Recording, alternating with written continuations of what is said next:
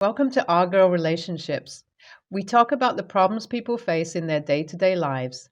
Let's start with the video. Okay, to better understand this post, I'm going to give the people involved in this situation names.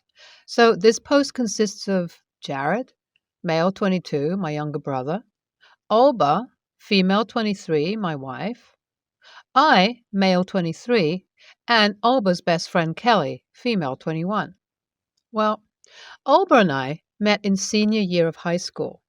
We never really shared any of the same classes before that, and Alba had just moved into our city during the junior year. So we never got an opportunity to bond before this. However, ever since we met, we had this amazing bond. Our personalities and interests just intertwined together as if they were meant to be. Even with all our differences, like me being extremely quiet, introverted, and logical, and Alba being the loud, hyper party girl type, we both just helped each other relax and blend in with each other in the most perfect ways possible. It was like she was all that I wanted, and honestly, besides this and a couple of other instances, I'd be lying if I said she still wasn't my dream woman. So, we started dating towards the end of high school, and as you all can imagine, I'm happier than I could ever be. So was Alba, though. She really was. I could really see it in her eyes. I mean, every time I would look into them, I could see the stars. I guess that is enough of cheesiness and mourning my relationship, but moving on. So Alba, I, and Jared all became friends because why not? He's just a year younger than us, has the same interests as us, and together we just make this amazing trio. Even when Alba and I move out for college, Jared promises us that he would try his best to get into a college close by, and he does. Right after a year of us moving, Jared too gets into a college close by, and now we're sharing an apartment together. Fun times. Well, imagine if we were already having such a fun time, how much more great it would have been if another person was added into this group. Well, that wish of ours came true when Alba informed us that her childhood friend, Kelly, was returning to Europe and getting into the same college. We were excited, and Kelly did not fail to disappoint, as she turned out to be exactly the way Alba described her in all her stories. Fun, energetic, extroverted, loud, life of the party. The moment she entered college, she was living life. It was like she just possessed the aura that would make you love her. So when Jared confessed to me that he had developed a crush on her, I wasn't surprised. In fact, I was the one who encouraged him, and it landed me a free drink because she said yes. I wish I could say that was the end of our story and we ended up being a happy family. It was far from it because as soon as the two started dating, it was like Kelly made a switch. That too, a 360. Suddenly, the loud, outgoing, fun Kelly became a possessive, cranky, jealous kind. It was heartbreaking because there was absolutely no reason to act this way. I could see it for myself, how much Jared tried, how many times he'd hand her over his phone to snoop, how many times he'd cancel on our plans for her and just all the things he'd do for her because he truly loved her like none other. It was like he was mesmerized by her, but unfortunately, that's not enough in a relationship because eventually Kelly's jealousy became crazier and worse. She began acting almost obsessive towards him, and at this point, since he had moved out of our apartment, I can imagine how terrible things must have been for him. Thankfully, soon enough though, he was able to gather up the courage to break up with her, but of course, that was just the beginning of it all. The moment Jared broke up with her, she went all time crazy. She stayed outside their apartment all night, after leaving on her own, crying, and then eventually she reached an all time low. She broke into their apartment by breaking the glass window. That was it for Jared. He immediately called the cops and told them he wanted to press charges. Thankfully, with the help of security footage, Jared was able to prove the break, and Kelly faced jail time along with hefty fines and a restraining order. If you guys thought that was the end of the Kelly chapter, You are all so wrong because that is just the beginning. Ever since the breakup, Alba's attitude towards Jared changed. It started off with small comments. After refusing to acknowledge Kelly's behavior throughout the span of their relationship, Jared, to her, was suddenly the root of all problems and the root of Kelly's behavior. She was so firm on her belief that when she found out that Jared had gotten into another relationship, she went as far as trying to get him to talk to Kelly. I knew I had to put this into a stop. So I sat her down and told her that if she was going to continue this BS, she needed to be ready to say bye bye to our relationship because no way I was going to watch her torment my brother. I guess she understood, and I gave her the option to let her have distance with my brother, meaning to never have to interact with him again. She was actually happy to take me up on that offer, and things had been going pretty smoothly ever since. I mean, I wouldn't say she was perfect.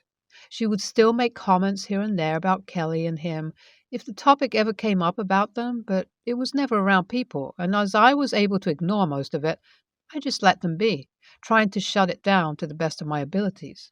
Well, this setting was great. Jared was happy without Alba, and Alba was happy without Jared.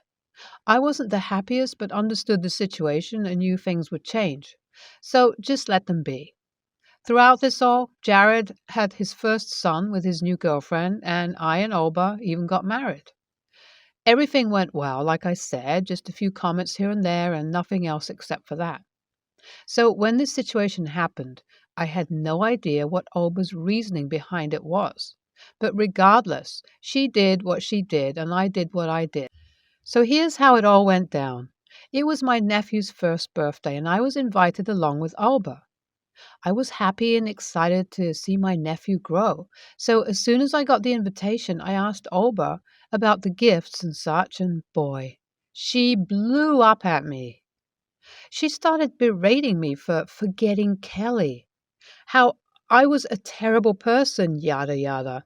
I thought she was just having one of her fits, and so I told her I was going, regardless of what she said. For the same, I even brought a gift, set aside my clothes, and went to sleep, excited to see my family the next day, and boy, was I surprised to wake up to this. Everything was missing. My car keys, my phone, and the present I had gotten for my nephew. I began packing, thinking it was some sort of break-in, especially that I couldn't find my wife after turning the house upside down. So I practically bolted to my neighbors and called up the cops, who showed up immediately and took my report. I eventually also called Jared to apologize for my absence, who completely understood and even offered to come over to help me out. So I wait for a couple of hours and I'm left in utter shock as I find out that the cops have tracked down my vehicle and it's with none other than Alba. Not just that, though, it was outside Kelly's apartment. I was horrified and knew what I had to do when the cops asked me if I wanted to press charges. I said yes. Now, everyone, including Jared's girlfriend, is trying to convince me to drop the charges. It is only Jared on my side. I absolutely have no idea what to do. AITA? Yes, yes, I hear you all out. I'm going to press charges on my wife, but before that, I needed to speak to her to see if there was at least a sense of remorse in her. So I have appealed to my lawyer to arrange a meeting with her, which will be happening soon. As for Kelly, she had been bailed out of prison a while back through her parents, and honestly, I didn't even know of her existence until the cops informed me that my wife was indeed with her. Disappointment is truly an understatement here. Jared has been nothing but nice to her, and I honestly don't know what would make her understand that. I know I really owe Jared an apology. I will definitely be getting into that as well.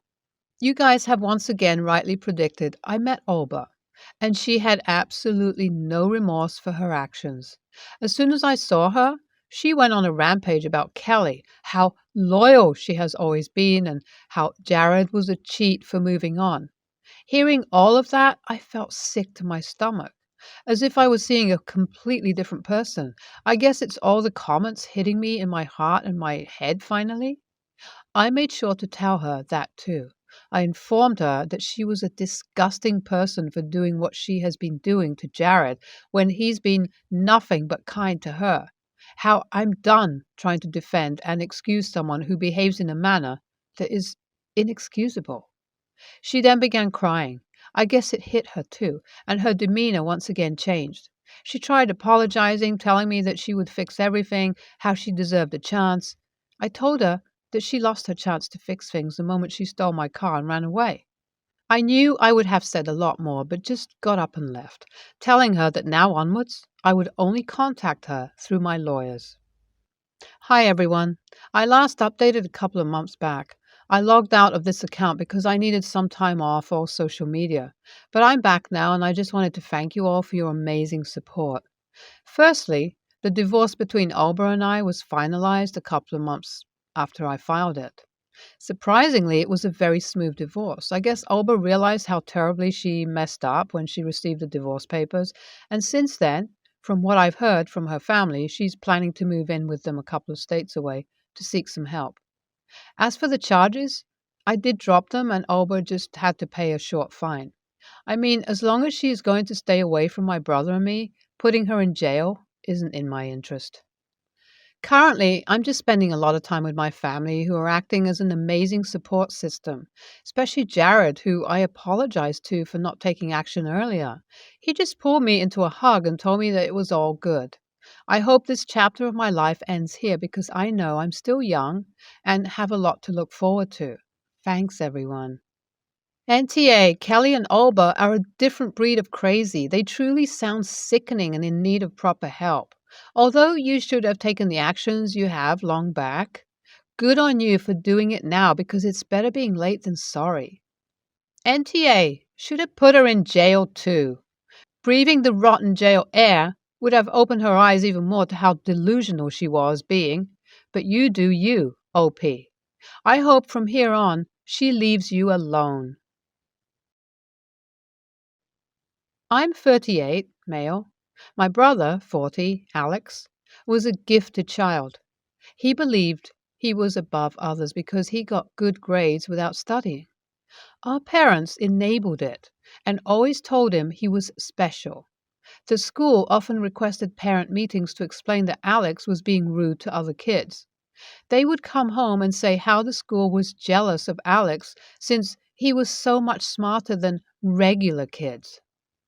Alex cruised through elementary, middle, and high school, but he crashed and burned in college because then he couldn't just ace an exam by skimming the textbook once. On top of his lack of study skills, none of the other students wanted to work with him or invite him to study groups because of his bad attitude. Alex barely graduated.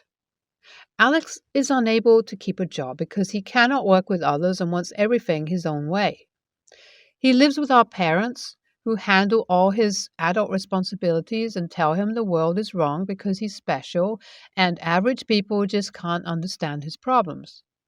I can't deal with Alex most days, and I only visit my parents on special occasions like last week. Last week was my father's birthday. I, my wife, and stepdaughter, 13, Christina, came to their house for dinner. Christina is a great kid, and my wife and I are both extremely proud of her.